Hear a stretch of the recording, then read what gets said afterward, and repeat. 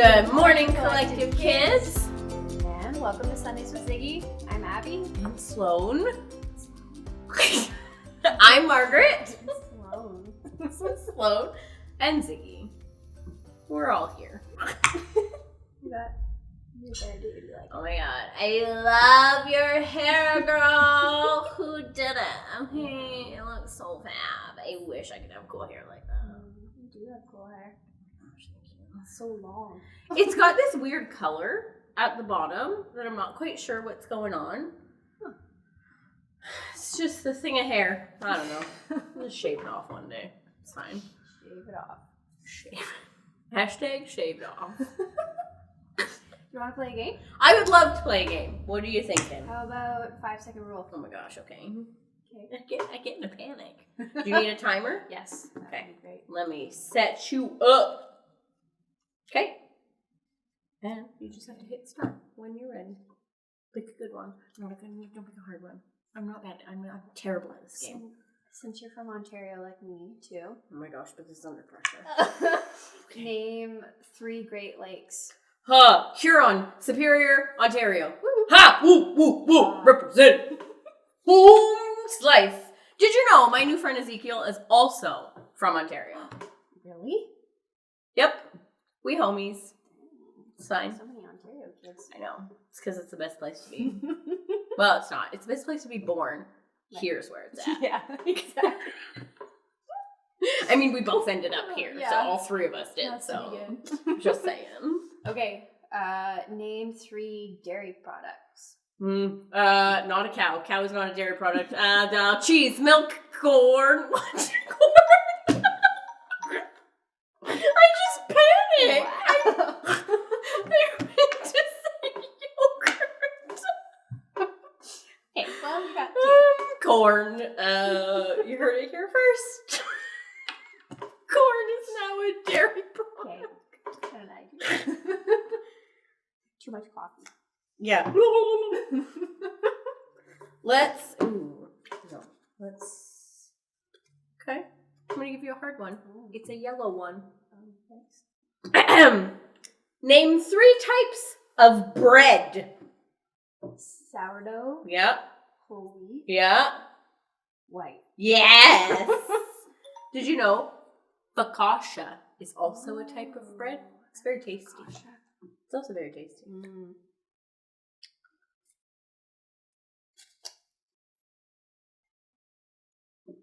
3 household chores. Vacuuming, Yep. empty the dishwasher, Yep. clean the bathroom. Ah, yes. You were on a roll. It's a good one. So I don't know why I panic. There's only 5 seconds and I panic. Yeah, I don't know. I guess it's because you know that you only have 5 seconds. But Maybe. I don't know. Then things like corn comes out of my mouth. I don't understand. Corn. Dairy product. It's not a dairy product. What do we have today? We are on our 3rd Sunday of our confidence series. Okay. So if you remember from the past 2 weeks, confidence is learning to see yourself the way that God sees you. You see, when we have confidence, we can make the world a better place every single day.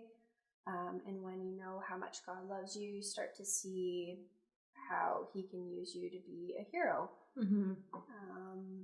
So in the story today, we are talking about a man named Gideon, and we see him. He did not look like your typical hero. He doesn't fly like a Superman or fight crime like Spider-Man, Batman, or those heroes. Or anything you would see in a typical hero, but an angel came to Gideon and told him that he was strong and that he would save his people. So let's check out this video and see how Gideon became a hero. The Bible. It's 66 books of history, stories, letters, and poetry that fit together to form God's one big story. The epic adventure of how he created us and loves us so much that he made a way to rescue us. As we travel through the Bible, from Genesis to Revelation, we discover people who met God and found their lives changed forever. Now, for an amazing story. inspired by the book of Judges, chapters 6 through 8. As many times before, the Israelites turned away from God. He allowed the Midianites to take over their land. God's people hid out in caves. When they tried to grow plants or tend to livestock, the Midianites would show up and destroy their crops and animals. At last, the Israelites cried out to God for help. He heard them and sent the angel of the Lord to a man named Gideon, who was threshing grain in a winepress. Mighty warrior, the Lord is with you. All Gideon could do for a moment was stop and stare. Pardon me, sir. You said the Lord is with us? Then why has all this happened? The Lord has deserted us. You are strong. Go and save Israel from the power of Midian. I am sending you. Pardon me, sir, but how can I possibly save Israel? My family is the weakest in the tribe, and I'm the least important member. I will be with you. Even with a direct message from the Lord, Gideon was still nervous about the whole thing. Give me a special sign. Then I'll know it's really you talking to me. So God gave Gideon a sign, sending fire to burn up meat and bread. God's spirit was with Gideon. And when the Midianites and the Amalekites gathered to attack, Gideon sounded a trumpet for the Israelites to follow him. But even as the army gathered, Gideon once again pleaded to God for another sign. God responded by letting dew fall on a fleece, and then on the next day, only on the ground surrounding it. Okay, I've got it. Thank you. At last, Gideon was convinced God wanted to use him. He camped with 32,000 men at the spring of Harod and prepared for battle. Here, God spoke again. I want to hand Midian over to you, but you have too many men. Too many? Israel might brag, my own strength has saved me. Announce to the army, those who tremble with fear can turn back. Gideon did just as the Lord instructed. There, Lord. 22,000 men have gone home. Only 10,000 left to fight. There are still too many men. Have you seen the Midianite army? Take the men down to the water. There I will reduce the number of them for you. Even though it must have worried Gideon to lose more of his army, he did just as the Lord said. Field trip to the lake, everyone! At the water's edge, the Lord said, Some men will drink the way dogs do. They will lap up the water with their tongues. Separate them from those who get down on their knees to drink. Gideon watched carefully. Most men got on their knees and drank directly from the water, but 300 men cupped the water in their hands and lifted them to their mouths to lap. So, God, I send those 300 men home and keep the other 9,700, right? With the help of the 300 men who lapped up the water, I will save you. Let all the other men go home. Oh. Okay. Yes. Gideon sent home every single person in the army except those 300 men. Get some sleep. Tomorrow we will figure out what's next. That night, the Lord spoke to Gideon once more. Get up. What? Oh, I'm awake. Gideon stumbled out of his tent. Below, the campfires and torches of the enemy armies covered the entire valley. So many. Like a swarm of locusts. Go down to the camp. Listen to what they are saying. After that, you will not be afraid to attack. Wondering if he might be dreaming, Gideon snuck down the mountain to hover in the shadows at the edge of the camp. He could hear voices from a nearby tent. I had a dream. A round loaf of barley bread came rolling into the camp. It hit the tent with great force and knocked it flat. Wow, but that can only be the sword of Gideon from Israel. God has given him the whole camp. Gideon listened in shock. Wow, God. Thank you. At once, Gideon scrambled back up the hill to the Israelite camp. Get up! Get up! The Lord has handed the Midianites over to you. Quickly, Gideon separated the 300 men into 3 groups and handed each one a trumpet and a clay jar with a torch inside. Watch me. Do what I do. I'll go to the edge of the enemy camp. Then we'll blow our trumpets from all around the camp and shout, 'For the Lord and for Gideon!'" Gideon and his men headed quietly down the slope, fanning out in groups to surround the vast enemy camp. Okay, get ready.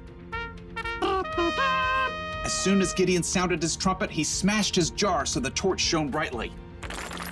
The other 300 men did the same. For the Lord! A sword for the Lord! The Israelites held their ground, but their enemies panicked, confused by the trumpets and bright lights that pierced the dark night. They're coming from everywhere. The enemy armies were so confused, they began to fight each other, and then they fled in fear. "After the men!" Gideon and the Israelites chased their enemies all the way to the Jordan River and beyond until all the enemy armies were destroyed. The Israelites begged Gideon to rule over them. "I will not rule over you. The Lord will rule over you." Yep, Gideon was an underdog, filled with doubt, but he still chose to follow God, and God used him to save the Israelites.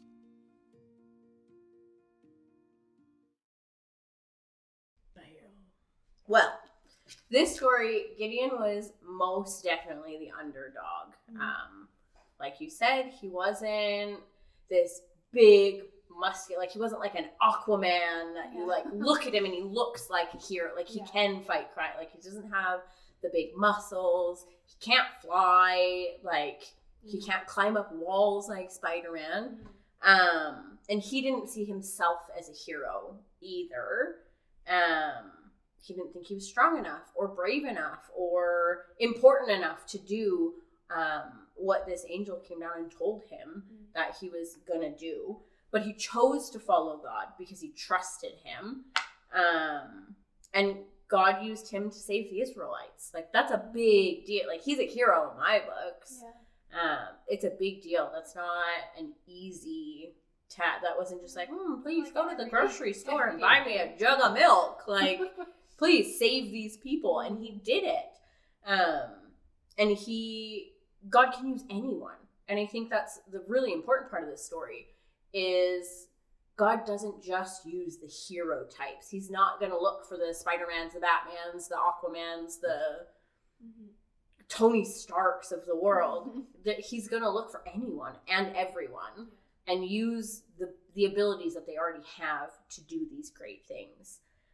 He can use you and me and you, and you, and you, and you. Oh, that's how it goes. He will use you.